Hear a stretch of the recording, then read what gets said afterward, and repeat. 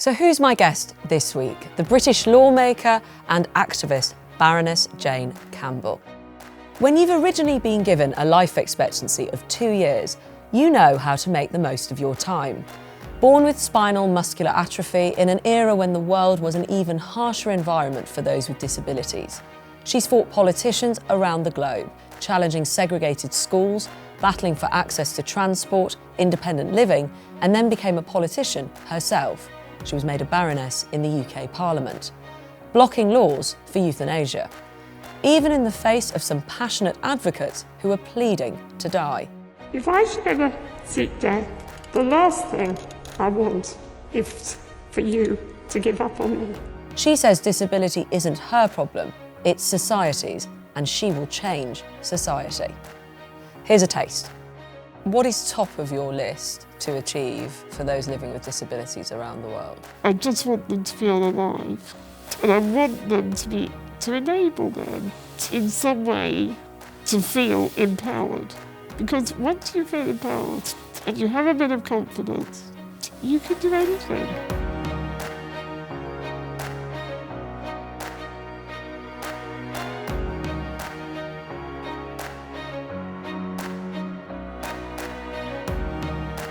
Hello, thank you so much for talking to me and to all of us today.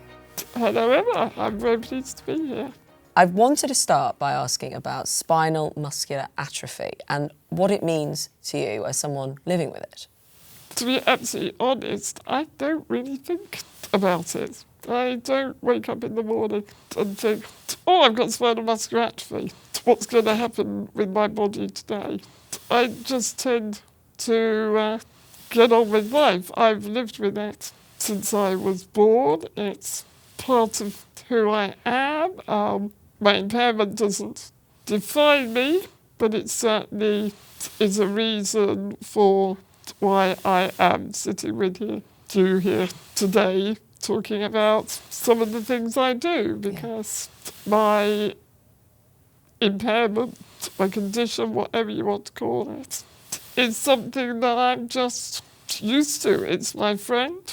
It can be my enemy. It gives me a hard time sometimes, and it is progressive. So I have to keep up with it and keep inventing new ways to do things. And when people, if they say to you, what is wrong, if they even put it like that to you, do they say that? All the time. Right, so, I mean, what do you say? I recognise that your relationship with it's different and you've only known this. Well, it depends on what kind of mood I'm in. To be honest, if somebody comes up and they're young and they're knowledgeable and I think they should know better, and they say, so what's wrong with you then? I normally go, well, I'm a bit broke at the minute, but apart from that, I'm fine. What's wrong with you? And then they'll go, well, no, I don't mean that. And I go, oh, well, what do you mean? And if they want to pursue it, but by this time I hope they get the message, they will ask me, no, what's your condition? Why are you in a wheelchair? And I go, that depends. Why do you want to know? What would you like me to tell you? Because I want people to think what is behind that question. Why do they want to know? I was going to ask about assumptions people make, and perhaps some of the more frustrating ones that you just wish weren't part of how you were perceived.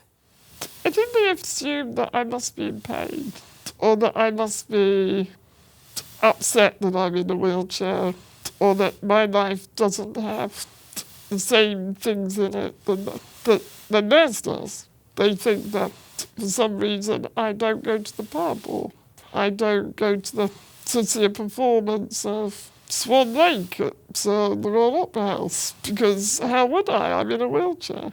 That still happens. It's a lot better. But, in my youth, I couldn't go into a cinema because people thought I was a fire risk. Somehow I wouldn't get out. And I can get out the cinema probably quicker than you. It was your dad, I understand, who never took no for an answer for you. No, my dad was more bloody-minded than I am, and he he was always determined that I would be treated exactly the same as my sister, which was tough on me at times. You know, I had to do all the same things as she did.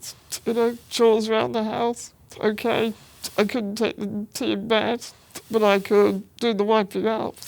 I was treated equally at home. I wasn't treated equally anywhere else, but I was at home, so he would drag me and my sister to museums and parks and the circus, and he'd even hoik me up on the merry-go-rounds and in the bumper cars at the fun fair, because he wanted me to experience what it was like to be just ordinary. And he pushed me hard.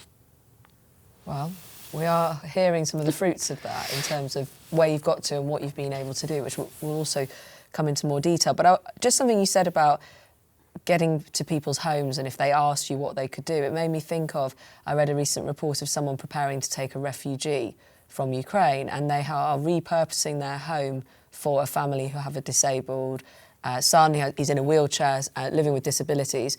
And I wonder what your reflections are thinking about that, because when we think about war, we don't necessarily think about those who are living with disabilities. Yeah, I think the first moments that we were hearing about of what was happening in Ukraine, I immediately thought about the 2.7 million disabled people that were living in the Ukraine. I was thinking, well, what would I do if suddenly I couldn't be in my home and I was down in a tube station and there was nowhere to plug my ventilator into? I would be dead. So this war is going to profoundly affect the lives of disabled people and those who are at the most vulnerable edge of society. And we already know that there's a lot of children living in some of their residential homes, because they do still have a lot of residential homes where kids are shut away. Some of them, I have heard, have been just left there to die. Because, you know, in many ways, it's the survival of the fittest, and I'm afraid that is true. We don't like to think about it. We all think about compassion when it comes to disabled people, to older people. But there is a dark side of all that, where there isn't the compassion, where actually vulnerable people of any sort are subject to bullying and left to fend for themselves. Yeah, I haven't heard anybody talk about that. No, you won't. We don't even talk about it in our own country. No, but with regards to war in this most recent Yeah, well, that's what I'm trying to find out at the moment through the UN. You have the UN Committee on the Rights of Disabled Persons, and they have set up some charities directly for this purpose, of finding out where are they still alive, and how can we help. It's a very important area of work to keep going with, even in war. But I think the idea of survival of the fittest is something I'll definitely remember when we're thinking about this, because I hadn't thought about it in those terms, even though I was thinking about just this family trying to prepare their home for a wheelchair. Good on that family. I would want to go and give them a hug, because not many people would think like that.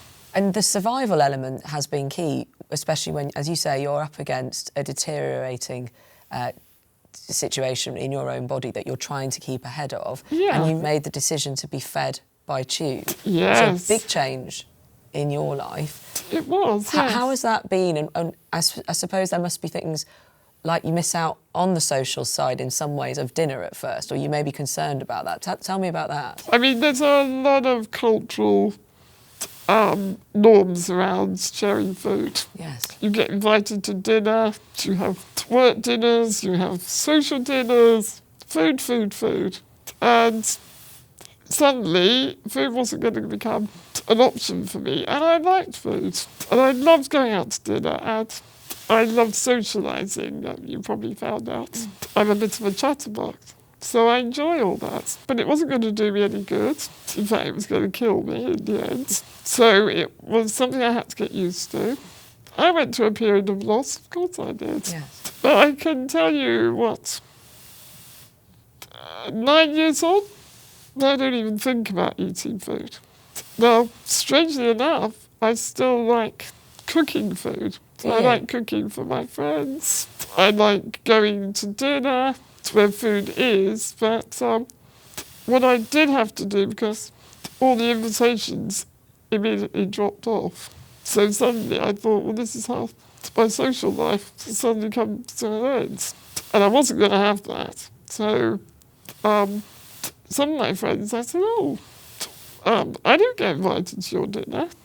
And they said, well, we can't bear to sit there and eat in front of you because we feel for you. And I go, well, actually, I feel worse when you exclude me. So I'll come to dinner and put a nice glass of Chardonnay on the table and I'll be fine. In fact, if you make it champagne, I'll be even better.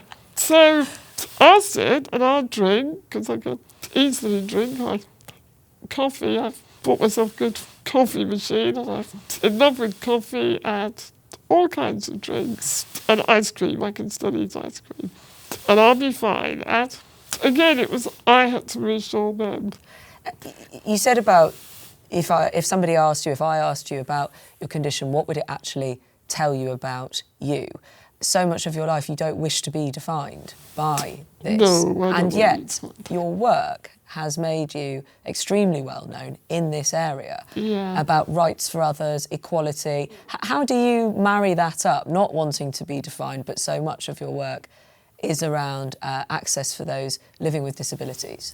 Well, I suppose because I am not defined to be just a disabled person talking about my own experience. I'm interested in equality for all. And don't forget, I don't just work on issues to do with disability. I support my colleagues who are doing work around race equality, and I do like working with a lot of women's groups because I actually think that intersectionality is incredibly important, because I can be a black woman or I can be a black disabled woman. So there are different parts of you that basically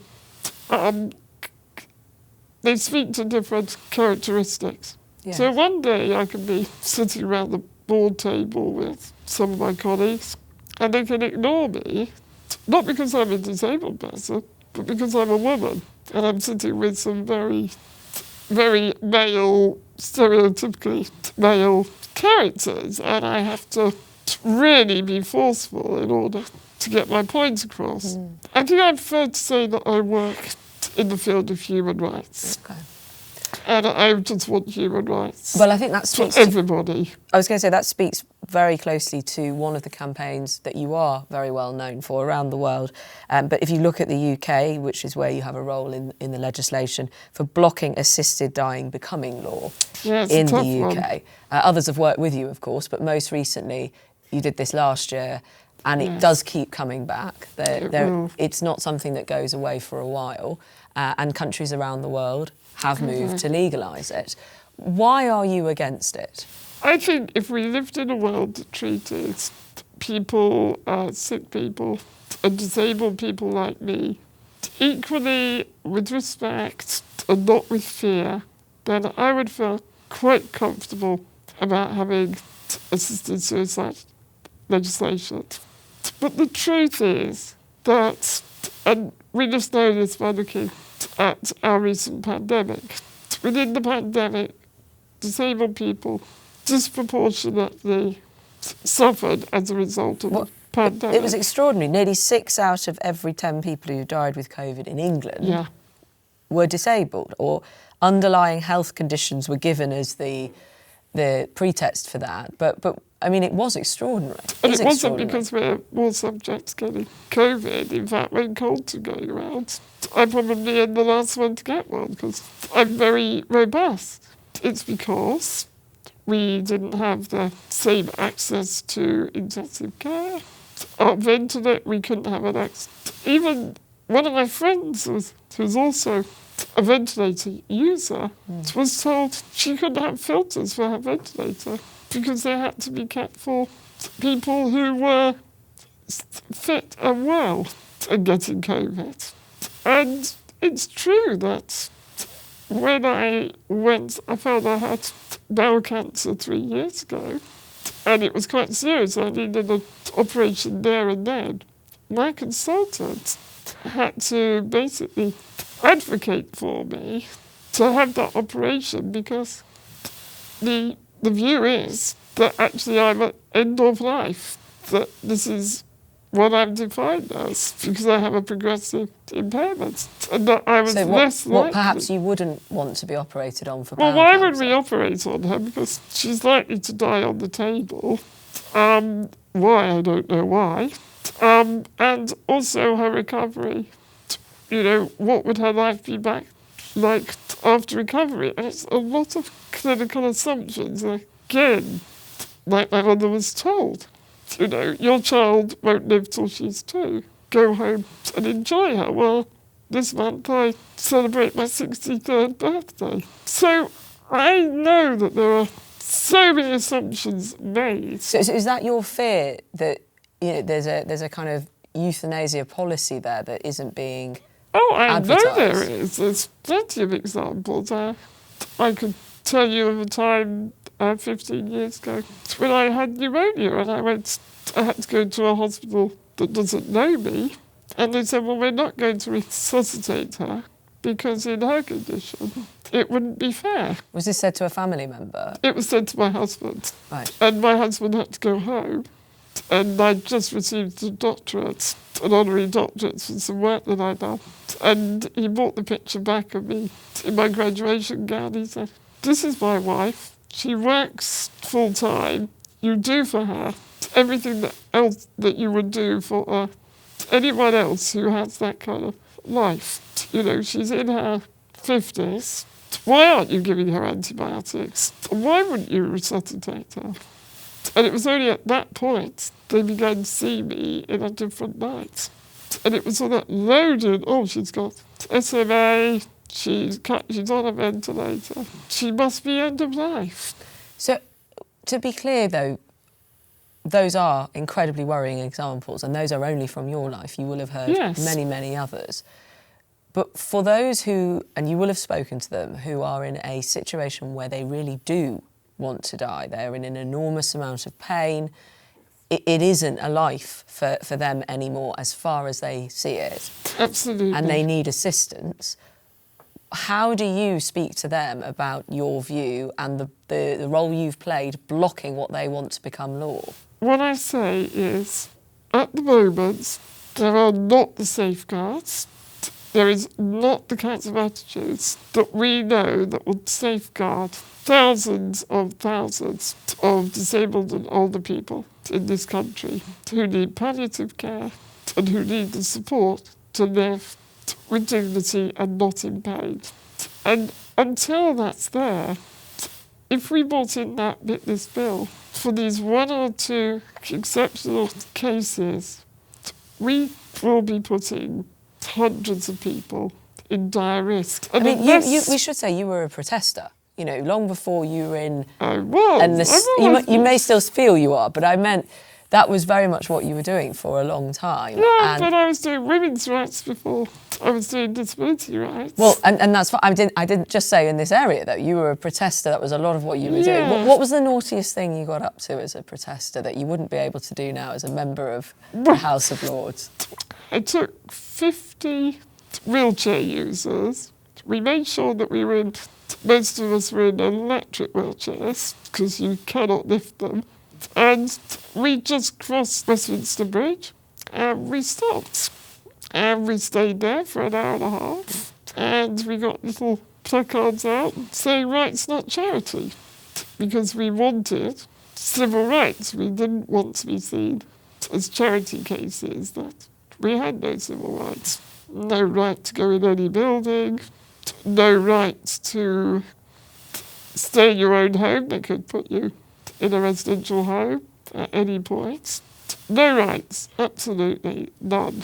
Not to go on a bus, not to do anything. And so that's when it all began. And I just thought it was the best day of my life. And what did the police do? Well, they didn't know whether to arrest us or give us an ice cream and pat us on the head. To be absolutely honest, they were bewildered. Because here are all these, what they thought were poor, pathetic creatures sitting in the middle of the road going, "What's your officer?" And they would say, "Would you please move?" And we went, "Sorry, battery's dead." And we were just winding them up.